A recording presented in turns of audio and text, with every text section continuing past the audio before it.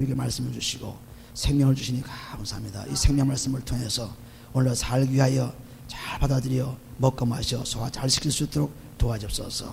그러므로 새날을 맞는 우리들에게 새로운 말씀을 통하여 새롭게 축복해 주옵소서. 말씀 듣는 모든 귀와 말씀 듣는 보고는 모든 눈과 말씀 듣고 소화하는 모든 아버지 몸 강건에 축복을 주시고 놀라운 하나님 은혜 속에 넘치게 축복하옵소서. 감사하며 예수님을 기도합니다. 아멘. 아멘. 사복음서는 늘 제가 말씀드린 것과 마찬가지로 예수님의 설교입니다.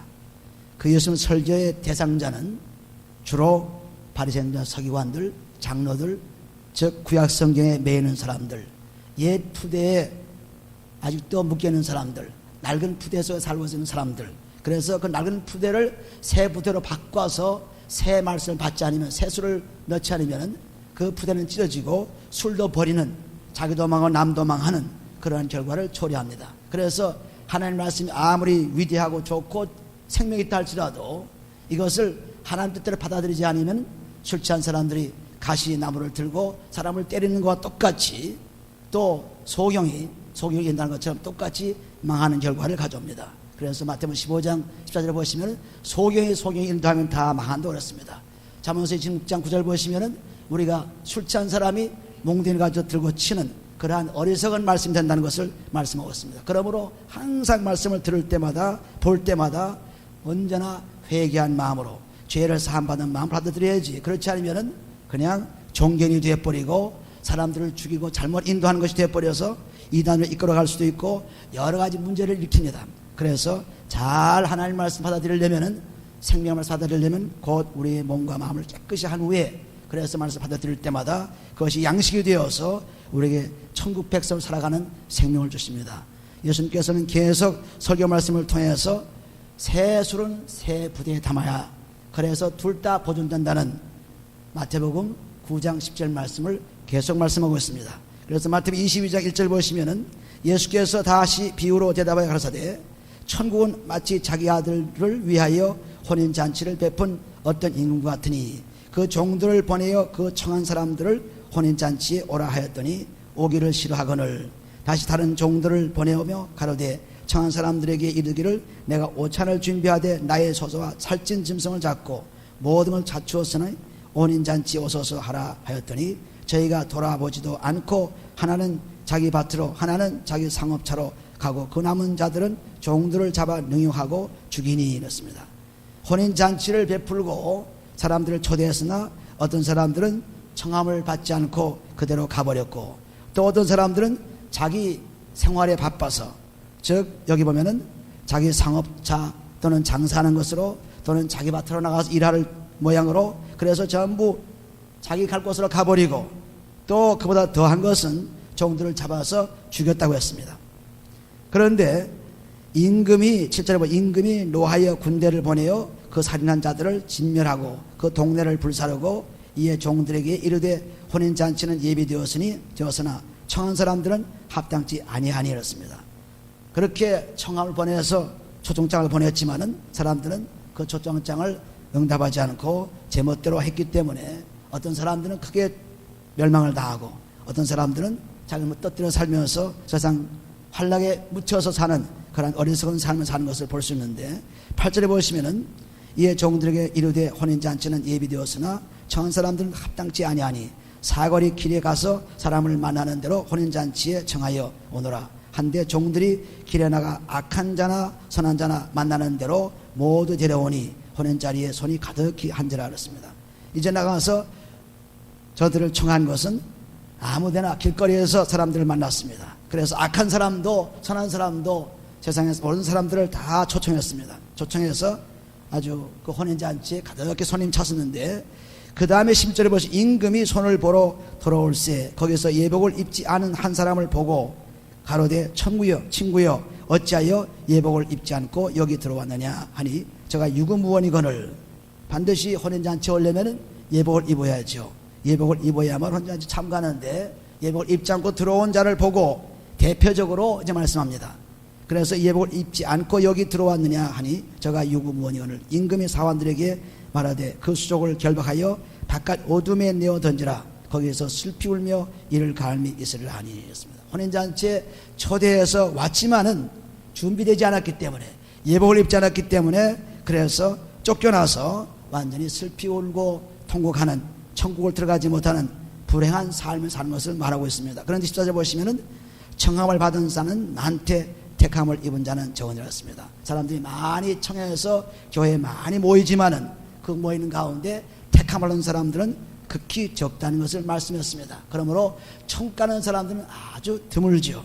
많은 사람들이 다 예수를 믿는다고 장담을 하고 교회 생활하지만은, 그러나 천국 가는 사람들은 극히 적다. 청함을 받은 자는 많되 택함을 입은 자는 적으니라. 그래서 하나님께서 베드로후서 1장 10절에 보시면 부르시고 택함 받아야 된다. 부르신 다음에는 택해 주시는 것이 하나님의 축복인데 택함을 받지 못하면 안 되죠. 베드로후서 5장 10절에 보시면 부르실 때는 그리스도로 부르십니다. 그리스도로 부르셔가지고 그리스도의 경험을 하지 않으면 결코 천국에 갈 수 없습니다. 그래서 이 옷이 뭐냐, 예복이 뭐냐, 예복이 바로 그리스도의 옷입니다. 갈라디아서 3장 27절에 보시면은 이 예복, 그리스도의 옷을 입지 않고는, 그리스도를 경험하지 않고는 결코 천국에 갈 수 없습니다. 그리스도를 통하지 않고는 갈 수 없습니다. 그리스도는 하나님께 주신, 우리에게 주신 화목제물이죠. 그리스도의 피로서 죄사함 받지 않고는 결단코 천국에 들어갈 수 없기 때문에 그리스도의 옷을 입어야죠. 갈라디아서 3장 27절을 보시면은 누구든지 그리스도와 합하여 세례를 받은 자는, 그리스도와 합하여 세례를 받았다는 것은 그리스도의 피로 죄사함 받음을 말합니다. 그래서 그리스도로 옷 입었느니라 했습니다. 그리스도의 옷을 입어야, 그리스도의 피로서 죄사함 받아야만 하늘나라에 가는 축복을 누릴 수 있지, 그렇지 않고는 누릴 수 없습니다. 그리스도의 옷이 바로 그것입니다. 그래서 옷을 입어야만 들어가죠. 예복이 바로 그리스도 옷입니다. 예복을 입으면 천국까지 다 청했다고 와 앉았다고 천국 갈 수 없습니다. 반드시 부르신 다음에 택함이 있는데, 그 택함은 그리스도의 피로서 우리 죄를 용서함 받을 때에, 그때 그리스도와 합해가지고 그리스도의 옷을 입는, 예복을 입은 사람이 되어서 쫓겨나지 않고 천국에서 영원한 축복을 누리는, 하나님의 축복을 받는 사람들이 되는 것입니다. 그래서 다 혼인잔치에 초대를 받고 왔지만은, 그러나 온 다음에는 그리스도의 피로서 죄사함 받아야죠. 받아서 온전히 그 천국 생활을 누릴 수 있는 사람이 되는 것입니다. 그것이 천국의 시민으로서 자격입니다. 마태복음 다시 22장에 들어가시면은, 그래서 혼인잔치는 천국에서 하나님께서 우리에게 부르시고 축복해 주시러 다 잔치를 베풀어서 우리에게 초청을 했습니다. 우리가 왔습니다. 그래서 왔는데 그리스도의 피로 제사함 받아, 그래서 옷을 입으면은 천국 백성으로 축복을 받죠. 청함을 받은 자는 많되 택함을 입은 자는 적으니라. 이 말씀을 꼭 기가셔서 내가 어떻게 택함 받느냐, 그리스도의 피로서 택함 받죠. 15절 보시면 이에 바리새인들이 가서 어떻게 하여 예수로 말에 올무에 걸리게 할까 상론하고 자기 제자들을 헤롯 당원들과 함께 예수께 보내어, 이 헤롯 당원들이라는 것은 헤롯 왕가를 지지하는 정치 집단입니다. 그 당시에 BC 4세기부터 BC 4년부터 39년, AD 39년까지, BC 4년부터 39년까지 헤롯 왕가가 그 갈릴리 지방을 다스렸죠. 그때 그 왕가를 지지하는 그러한 당원들, 그러한 정치 집단들이 바로 헤롯 당원들입니다. 그래서 헤롯 당원들과 또 바리새인들과 합세가 돼가지고 예수를 죽이려고 하는 것입니다.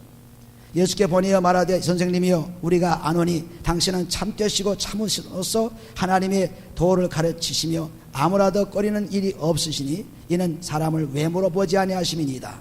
그러면 당신의 생각에는 어떠한지 우리에게 이르소서. 가이사에게 세를 바치는 것이 가하니까. 지금 현재 세상 나라에 대한 질문입니다. 세상 나라에 대해서 어떻게 생각하느냐, 이 질문을 해서 로마에 반기를 두게 되면 잡아서 처리하려고 하는 그러한 음모가 숨어 있죠.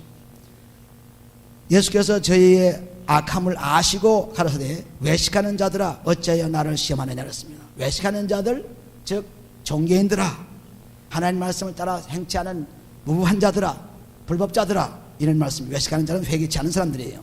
시험하니 쇳돈을 내게 보이라 하시니 그 데나리온 하나를 가져왔거늘 예수께서 말씀하시되 이 형상과 이 글이 누구시냐. 이때 동전 하나 가져왔습니다. 그런데 동전에 거기에 상이, 그 그림이 누구 그림이냐. 가로되 가이사의 것이니이다. 즉 로마 황제의 것이다. 로마 황제가 거기에 데나리온에 그렇게 거기 동전에 기록되어 있다. 이에 가라사대 그런즉 가이사의 것은 가이사에게, 하나님의 것은 하나님께로 바치라 하시거니. 이것은 로마 그 정권자들이 가지고는 그런 돈의 그 황제가 기록한 것이기 때문에 그 황제가 기록해서 황제가 바치라. 그리고 하나님 것은 하나님께 바쳐라. 아주 분명하게 하나님과 세상 나라의 분별을 해놓았죠. 요한복음 18장 10절 보시면 내 나라는 여기에 속하지 않다 그랬습니다. 그렇기 때문에 유대인들이 자기를 핍박해도, 로마인들이 자기를 핍박하고 죽여도 로마 사람들을 욕하거나 또 적대시하지 않았습니다. 그래서 예수님은 유대를 위한 나라는 왕이 아닙니다. 예수님은 온 하나님의 백성을 위한 왕이기 때문에, 그래서 로마 사람들이 와서 통치를 하든 이 사람 통치를 하든 거기에 대한 관심이 없습니다. 왜냐하면 그가 이 나라에 속하지 않고 하늘나라에 속한 왕이기 때문에. 그래서 가이사의 것은 가이사에게, 하나님 것은 하나님께로 바치라 하시니, 그러므로 저희가 이 말씀을 듣고 기이 여겨 예수를 떠나가니라 했습니다. 할 말이 없죠. 이 땅에 살면서 이 나라 정부에도 충성을 해야 하는 것이 그리스도의 삶입니다. 이 나라에 살면서, 이 땅에 살면서 이 땅의 법칙을 무시해서는 안 되죠. 이 땅의 법칙은 우리가 뭘 먹어야 되고 마셔야 되고, 이 땅의 법칙은 나라가 서로 모여서 국민이 되어서 통치 아래 살아야 되고, 그렇지 않으면 살 수 없기 때문에 이 땅에서 열심으로 살되 먼저 그 나라와 그 일을 생각하라. 마태복음 6장 33절 말씀. 그 나라 먼저 그 나라와 그 일을 생각하라. 먼저 그 나라와 그 일을 생각한 다음에 우리의 나라요 가정이요 모든 것이 이루어진 것입니다. 그런데 사람들은 먼저 자기 몸과 자기 생활을 먼저 생각하죠. 그러니까 초청할 때 하나는 밭으로 가고 하나는 또 다른 상업차로 떠나갔다는 얘기가 바로 그 말씀입니다. 그러므로 우리들이 이 땅에 살면서 하나님의 법을 먼저 지켜야 하지만은, 그러나 세상의 법도 잘 지켜서 이 땅에서 우리 몸이 잘 건전하게 살아가면서 하나님 말씀을 믿도록 해준 것이 하나님의 축복이기 때문에, 자기는 이 나라에 속하지 않았지만은 그러나 이 나라의 법대로 사는 것이, 그래서 사형을 당할 때도 그 사형을 그대로 묵묵히 다 인정했습니다. 사형받았죠. 그래서 전부 자기가 이 세상의 법도 다 따른 것입니다. 그러므로 23절 부활이 없다 하는 사두개인들은 천사도 믿지 않고 부활도 믿지 않았습니다. 유대에 두 개의 큰 종파가 있죠. 하나는 바리새인과 하나는 사두개파들입니다. 바리새인들은 열심으로 율법을 지키는 사람들이요, 열심으로 하나님 사랑하는 사람이요, 열심으로 하나님 뜻대로 살려고 하는 사람들이고, 또 사두개인들은 정치에 참여해서 출세하는 사람들이고, 부활도 믿지 않고 천사도 믿지 않는 그런 사람들이었습니다. 그래서 BC 2세기부터 계속해서 이 바리새인과 서기관들이 계속 종파를 이루다가 이제 로마 당시에 70년도 AD 70에 그 이스라엘 성전이 무너지면서 이 종파는 다 끝나게 되었죠. 끝나서 있었지만 아직도 그 사람들의 사상은 구약 성경에 두고 있습니다. 그래서 옛 부대에 옛 술에 차이는 사람들이죠. 사두개인들이 그날에 예수께 와서 물어가로되 선생님이요, 모세가 일렀을 때 보세요. 모세, 즉 율법의 주인공이죠. 모세가 율법을 가진 사람은 모세죠. 모세가 일렀을 때 사람이 만일 자식이 없이 죽으면 그 동생이 그 아내에게 장가들어 형을 위하여 후사를 세울지니 하였나이다 했습니다. 이것은 우리 신명기 25장 5절에 보시면은 그 말씀이 자세히 나와 있는데, 즉 이스라엘 사람들이 자기 형제들 가운데 결혼해 있는 가운데 그 형의 아내가, 형이 죽으면 그 아내가 동생으로, 그 동생과 살던 그 아내가 또 동생이 죽으면 또 그 다음에 동생으로 계속해서 하나님의 그 항상 약속하신 말씀이 뭐냐면 자손이 번성하고 자꾸 번성하라 그랬죠. 그 번성의 법칙을 따라서 이 사람들이 꼭 후사를 남기는 것이 목적이었기 때문에, 그래서 형의 아내가 또 동생의 아내가 되고 동생 아내가 또 동생 아내가 되는 것이, 여기에 지금 이럴 때 천국에서는 누구의 아내가 될 것인가, 누구의 남편이 누굴 것인가 지금 말씀하고 있죠. 그래서 장가들어 그 동생이 그 아내에게 장가들어 형을 위하여 주사를 세울지니라 하였나이다. 이것은 모세의 율법입니다. 우리 중에 7형제가 있었는데 마지 장가들었다가 죽어 후사가 없으므로 그의 아내를 그 동생에 끼쳐두고 그 둘째와 셋째로 7째까지 그렇게 하다가 최후에 그 여자도 죽었나이다. 그런즉 저희가 다 그를 취하였으니 부활 때에 7 중에 네 아내가 되리까? 그럴듯한 질문입니다. 세상의 정보로서는 참 알맞는 질문이죠. 그럼 도대체 그 아내는 누구의 아내가 될 것인가? 7명이나 같이 살았는데, 이렇게 했을 때 예수님께서는 29절에 예수께서 대답하여 가라사대 너희가 성경도 하나님의 능력도 알지 못하는 거로 오해하도다.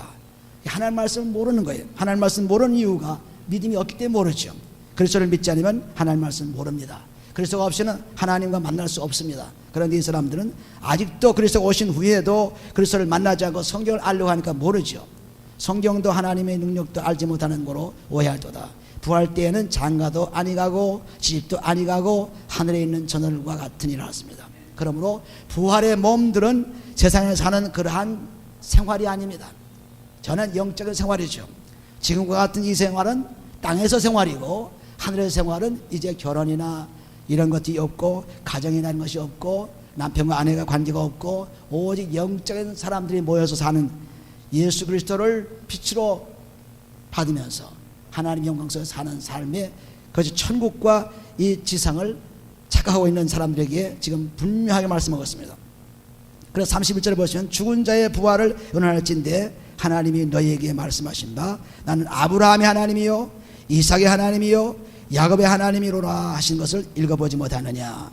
왜 아브라함의 하나님이요 이삭의 하나님이요 야곱의 하나님이라 했습니까? 출애굽기 3장 6절과 15절 말씀 보면은 나는 지금 존재하는 하나님이다. I am that I am. 나는 지금 살아있는 하나님이시다. 이 살아있는 하나님을 믿게 되면은 우리는 살게 되는데, 마태복음 8장 11절 보시면은 아브라함과 이삭과 야곱이 천국에 갔다고 예수님께서 말씀하고 있습니다. 그래서 영원히 산 사람들이죠. 부활의 축복을 받은 사람들이죠. 이 사람들은. 그렇기 때문에 죽은 자의 하나님이 아니고 항상 살아계신 하나님, 항상 사는 자의 축복을 준 하나님. 그래서 우리가 그리스도를 믿고 하나님 믿게 되면은 우리는 영원히 산 사람들입니다.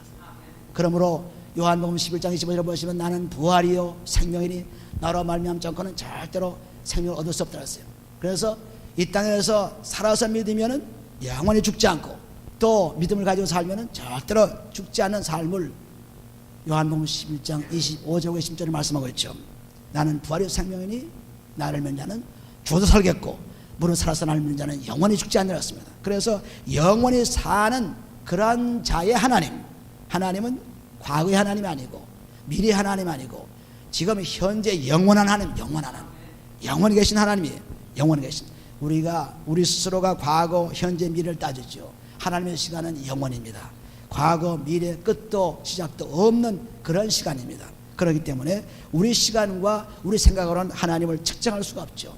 그러므로 하나님께서 말씀을 통해서 이 땅에 예수를 보내시고, 요한복음 1장 4절에 보시면 말씀을 통해서 이 땅에 예수를 보내셔서 그리스도를 통해서 완전히 믿게 했습니다. 그리스도를 보게 되면 하나님 보았다고 말씀했죠.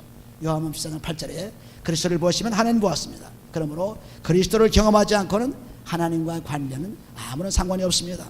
그리스도가 바로 우리의 생명이시고 축복이시기 때문에. 그래서 야곱의 하나님, 그리고 이삭의 하나님, 아브라함이라는 것은 그 믿음을 통해서만 우리는 천국을 갈 수 있기 때문에 그렇습니다. 그래서 무리가 듣고 그가 가르치면 놀라더라 그랬습니다.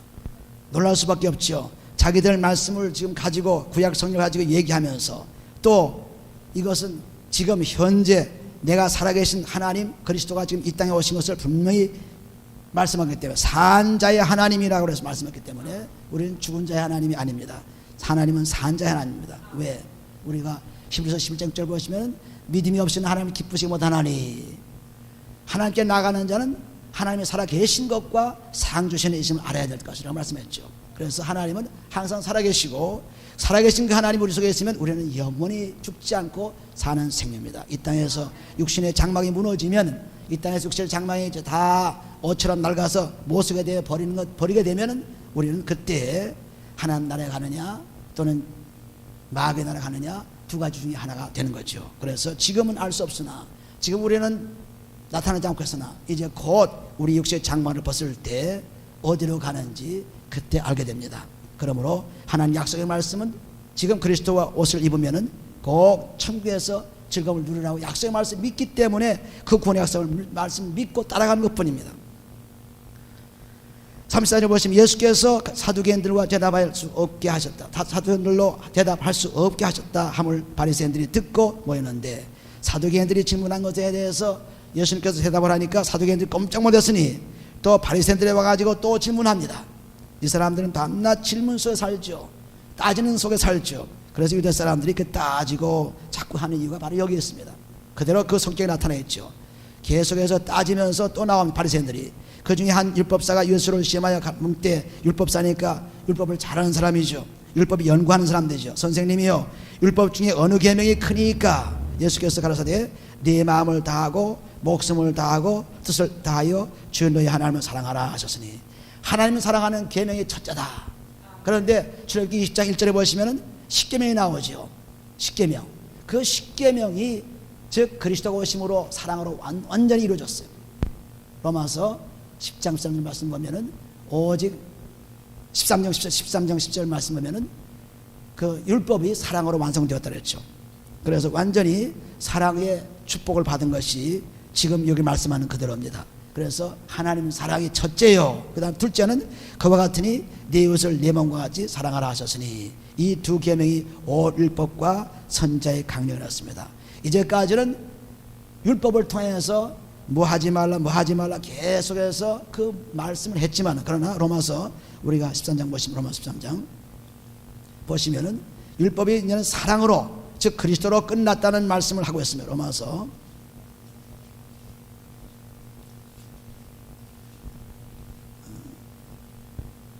13장 8절에 보시면은 피차 사랑의 빛 외에는 아무에게도 아무 빛도 지지 말라. 남을 사랑하는 자는 율법을 다 이루었느니라 했습니다. 간음하지 말라, 살인하지 말라, 덕질하지 말라, 전부 십계명이죠. 탐내지 말라 한 것과 그 외에 다른 계명이 있을지라도 네 이웃을 네 자신과 같이 사랑하라 하신 그 말씀 가운데 다 들었느니라. 사랑은 이웃에게 악을 행치 아니하나니, 그러므로 사랑은 율법의 완성이었습니다. 그래서 율법을 통해서 그리스도가 오신 그 사랑, 그리스도가 바로 사랑이죠. 그 사랑이 이루어졌어요. 완전히 이루어졌어요. 그래서 이제는 율법에 뭐 하지 말라, 뭐 하라 그런 법조항에 있는 사람들이 아니고, 거기서 해방이 되어서 이제는 하나님을 사랑하고, 그리고 그 사랑 속에서 이웃 즉 사람들을 사랑하는 그 사랑이 최고의 계명이다. 그 이상의 계명은 없다. 그래서 이 사랑이 뭐냐? 하나님의 사랑이 뭡니까? 하나님이 세상을 이처럼 사랑하사 독생자를 주셨으니, 요한복음 3장 10절 말씀 너무 잘 아는 말씀이죠. 사랑이 뭡니까? 독생자를 주신 게 사랑이에요. 예수를 주신 건 사랑입니다. 예수를 주신 건 사랑이에요. 그것이 사랑입니다. 그런데 사람들은 이걸 모르죠. 로마서 5장 8절에 보시면은 우리가 죄인 됐을 때 하나님께서 그리스도를 죽게 하심으로 말미암아 사랑을 확 찌겠다고 그랬습니다. 그러므로 하나님의 사랑은 예수를, 그리스도를 주신 거예요. 예수를 우리에게 주신 것입니다. 이것이 하나님 사랑이에요. 그래서 그 사랑을 받으려면 그분을 받기만 사랑을 받게 되는 거죠. 우리는 사랑을 잘못 생각해가지고 세상의 사랑, 세상의 무슨 동정, 세상의 무슨 자비, 세상의 것을 자꾸 생각하는데 아니죠. 예수 그분 주신 것 사랑이에요. 하나님의 사랑을 이처럼 사랑하사 독생자를 주셨으니, 또 사랑할 때 그리스도를 완전히 죽게 해서 사랑한다고 하면 무슨 소용이 있습니까? 예수를 보내 무슨 소용이 있어요? 반드시 사랑하는 증거가 나타나죠. 증거가 뭡니까? 예수께서 오셔서 그리스도로 죽은 것이 증거죠. 그것이 증거예요. 그러니까 예수를 믿음만 가지고 안 되죠. 믿고 그 믿음을 통해서 그리스도로서 온전하게 이루어져야 돼요. 그래서 믿음의 주요 온전케 하시는 예수를 바라보자. 히브리서 12장 2절 말씀이 바로 그 말씀이죠. 믿음의 주요 온전케 하시는 예수를 바라보자. 믿는데 믿고 행함이 있어야죠. 그러니까 요한복음 13장 34절 보시면은 내가 너를 사랑한 것 같이 너희도 서로 사랑하라는 말씀을 했습니다. 너희를 사랑한 것 같이. 어떻게 사랑했습니까? 예수를 보내서 가지고 그리스도를 죽게 해서 우리의 죄를 용서하신 것이 그분의 사랑이에요. 그러니까 우리가 똑같이 그리스도를 경험하지 않고는 하나님 나라에 갈 수가 없습니다. 그리스도를 경험하는 것입니다. 내가 경험을 해봐야 사랑이 뭔지 알죠. 경험하지 않고 무슨 사랑을 알아요? 인간의 사랑도 부부간의 사랑도 결혼해서 사랑을 해봐야 사랑이 뭔지 알지 뭐 알아요? 독신자가 뭐합니까? 모릅니다. 마찬가지로 우리가 그리스도의 사랑을 경험해야 돼요. 경험하려면 그의 피로 우리의 죄를, 몸과 마음의 죄를 다 씻어버려서 용서함 받게 되면 아하, 하나님이 우리의 죄를 용서하시는구나, 내 마음이 시원하구나, 기쁨이 충만하구나, 평안이 충만하구나. 그러니까 경험했기 때문에 이제 그 경험을 가지고 다른 사람들을 사랑할 수 있습니다. 경험이 있기 때문에 사랑할 수 있어요. 그래서 너희가 하나님을 열심히 사랑하되 그리고 이웃을 내 몸과 사랑하라 하는 말씀을 하고 있습니다. 그래서 마음을 다하고 목숨을 다하고 뜻을 다하고 사랑하려니까 우리가 그 몸과 마음 다 바치려면 우리 속에 딴 것이 들어있으면 안 되죠. 마음이 하나가 돼야 하나님만 사랑할 수 있습니다. 전심을 다할 수 있습니다. 그런데 내 속에 다른 것으로 쌓여있으면 저 근심과 염려와 질투와 시기와 욕심이 쌓여있으면 그것 때문에 전 힘을 다해가지고 마음을 다해 뜻을 다해서 목숨을 다해서 사람을 사랑할 수가 없어요.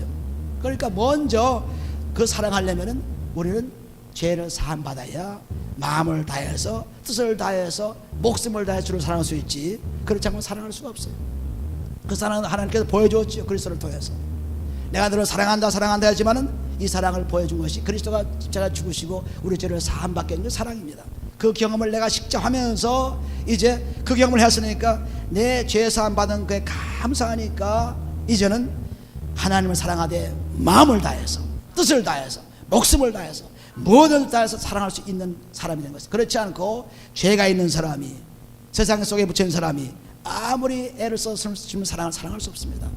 많은 사람들이 하나님을 사랑하라 이웃 사랑하라 자꾸 얘기합니다.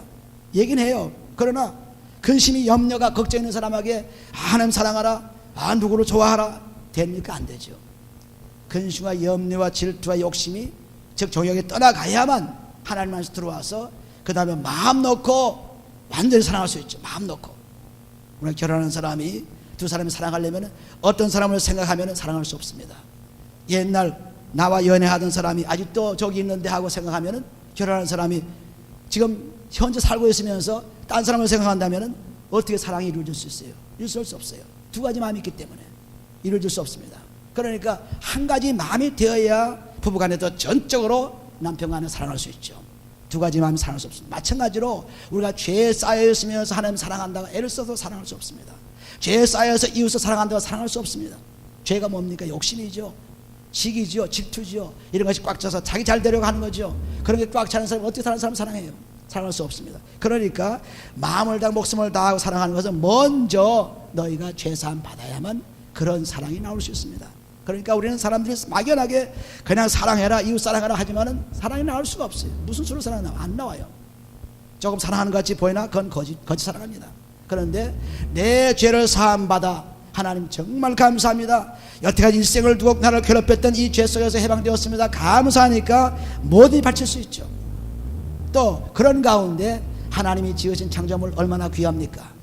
잠언서 17장 5절 말씀처럼 너희가 사람을 무시하고 사람을 멸시하면 하나님을 멸시한다고 했습니다. 그러므로 하나님이 지으신 그 놀라운 사람들을 사랑할 수 있고 그뿐 아니라 천지 만물 다 창조하신 그 하나님의 물품들을 그 피조물들을 아끼며 찬양하며 아름답게 볼 수 있습니다. 왜? 내가 지금 해방이 되었기 때문이었습니다. 죄에서. 그러므로 이 사랑은 예수가 오신 것이 사랑이에요. 그분을 받은 것은 우리의 사랑을 경험한 것입니다. 그러므로 이 사랑을 분명히 할 때 우리가 구약 성경에 율법에 묶여서 바리새인 사두개인들은 열심히 하나님 말씀 찾고 있으나 그것으로서는 구원받을 수 없죠. 오직 믿음으로만 구원받을 수 있습니다.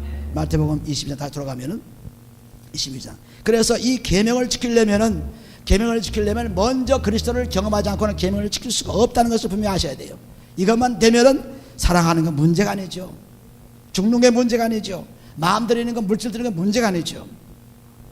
경험을 안 하기 때문에 그래서 사랑을 못합니다. 이 두 계명이 오언법과 선자의 강령이라고 했습니다. 41절에 보시면 바리새인들이 모였을 때 예수께서 그들에게 물으시되 너희는 그리스도께 대하여 어떻게 생각하느냐?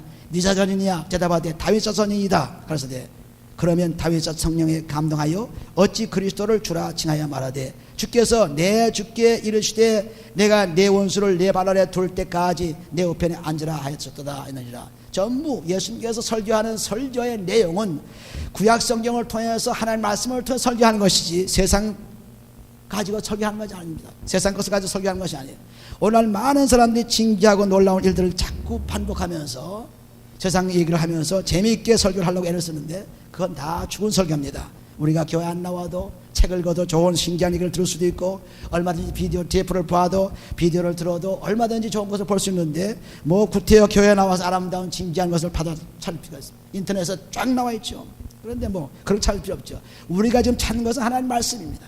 말씀이에요. 그렇게 예수님께서도 계속해서 구약에 나온 성경을 통해서 설교를 시작한 것입니다. 주께서 내 주께 이르시되 내가 네 원수를 네 발을 둘 때까지 네 우편에 앉으라 하죠. 예, 다윗 자손 맞아 예수는.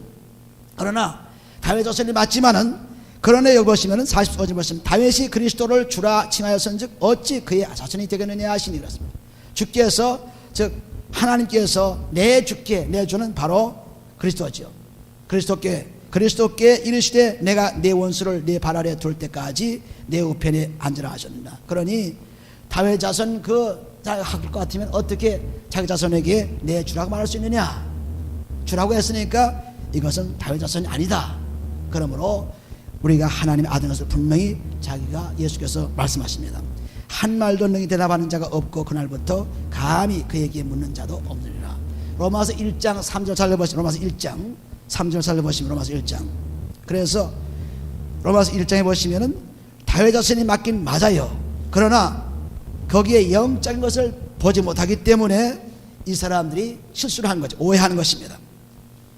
다윗 자손인지를 분명히 자기들이 알고 있으나 그러나 그 뒤는 몰라요. 로마서 1장 3절에 보시면 이 아들로 말하면 육신으로는 다윗의 혈통에서 나셨었고 즉 육신으로 예수님께서 이 땅에 오신 말씀으로 육신이 되었었죠. 그 육신이 되는 즉 죄의 몸으로 죽어야 할 그 분이기 때문에 죄의 몸 다윗 몸에서 나온 육신의 몸은 죄의 몸에서 나온 그분이지만 그러나 성결의 영으로는 죽은 가운데서 부활하여 능력으로 하나님의 아들로 인정되었으니 성결의 영은 무엇입니까? 죄 없는 자로 성령으로 잉태하신 그분입니다. 죄 없는 자로 오신 그분이에요. 죄 없는 자는 살아나는 축복이 있어요. 죄 없는 자. 그렇기 때문에 우리가 그리스도로 죄 사함 받으면 살 수 있는 이유가 바로 거기 있습니다. 예수님은 죄가 없기 때문에 죄의 몸을 통해서 성령으로 나셨지만은 그러나 그 죄의 몸을 해결하실 분이기 때문에 육신으로 오셨습니다. 육신으로 오셔서 죽으셔서 이제는 죄가 없는 그분으로 하나님의 삶을 하나님께서 주시는 놀라운 축복의 생명을 받은 거죠. 여기 보면은 육신으로는 다윗의 혈통에서 나셨고 성결의 영으로는 죄 없는 자로서는 죽은 자 가운데서 부활하여 능력으로 하나님의 우편에 앉아 계시는 하나님의 놀라운 아들이라고 해서 분명히 말씀하셨습니다. 그러므로 육신으로 즉 죄의 몸에서 나오셨지만은 죄 없는 분이에요. 그래서 죄 없는 분이 왜 죄의 몸에 나왔습니까? 죄를 짊어지고 죽으셔야 하기 때문에 육신 오셨죠. 그런데 사람들은 모르고 다윗 자손을 자꾸 얘기합니다. 아니죠. 다윗 자손은 자손인데 육신으로는 그렇지만은 영으로는 즉 성결의 영으로는 하나님의 아들이기 때문에 그 뒤를 모르는 거죠. 오직 육신만 바라보는 거예요. 세상 그것만 바라보는 것입니다. 그러나 성령으로 잉태하신 분은 그분은 죄가 없는 분입니다. 이 죄 없는 분을 모르고 있기 때문에 이런 질문을 했어요. 그러므로 예수 그리스도께서 이 땅 오셔서 죄 없는 분 오셔서 우리의 죄를 다 짊어지고 죽으셨지만은 그러나 우리 죄 때문에 죽으셨지 자기 죄가 아닙니다. 자기는 죄가 없는 분이에요. 그 없는 분이 그게 어디 그런 말씀이 있습니까? 고린도후서 5장에 보시면 고린도후서 5장에 보시면은 너무나 잘 기록되어 있죠. 고린도후서 5장 보시면은 5장 21절에 보시면은 하나님이 죄를 알지도 못하신 자로 우리를 대신하여 죄를 삼으신 것은 우리로 하여금 저희 안에서 하나님의 의가 되게 하려 하심이라 했습니다. 왜 그렇게 했습니까? 우리 죄를 용서받아서 의롭다함을 받는 죄가 없이 함을 받는 그런 축복을 받았기 때문에 그래서 하나님 의가 되게 하려 하시면 하나님 의는 바로 그리스도입니다. 죄 없는 그분의 축복입니다. 하나님 의는 그래서 죄 없는 분이 죄 있는 것처럼 육신 오셔서 그래서 육신으로 오신 분은 반드시 죽어야 되기 때문에 그 죄를 위해서 죽으시고 우리로 하여금 대신 그 죄값을 다 짊어지는 그분 때문에 우리는 다시 사는 영원한 생명을 누린 사람들입니다. 그래서 우리는 하나님 말씀 속에서 보면 천국의 축복을 받는 사람들은 누구냐? 그리스도에 합한 사람입니다. 그리스도의 옷을 입은 사람이에요. 그래서 옷을 입지 않고는 절대로 갈 수 없습니다.